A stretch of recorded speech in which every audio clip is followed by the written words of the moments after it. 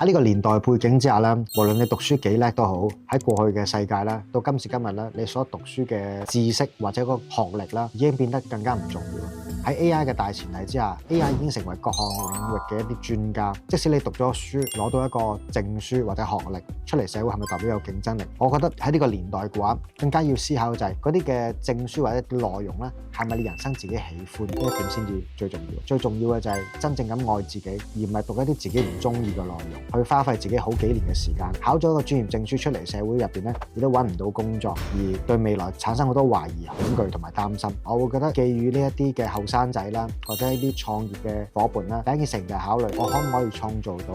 有足夠嘅被動式收入。但係正正係喺呢個大嘅教育環境同背景之下，冇一間中學、大學或者小學係教人大家理財或者投資致富，係冇任何學科係咁樣做。咁喺呢個 AI 嘅年代之下咧，更加要着重地揾出你喺出嚟社會之前，或者由細已經 build up 到一種技能，就係你擁有持續而不斷嘅被動式收入賺錢。我相信咧，善用 AI 咧係的確可以發生嘅。如果能夠善用 AI 可以幫助你人生咧，係真係擁有無窮無盡嘅被動式收入嘅話，我諗你哋會大家重新思考一下乜嘢學科、乜嘢大學嘅內容先至你人生最喜歡嘅。Hello， 大家好，我係 Wing Sir，一個研究咗量化交易策略好耐嘅投資人。即刻訂閱我哋嘅 YouTube Channel 去感受量化交易嘅威力啦！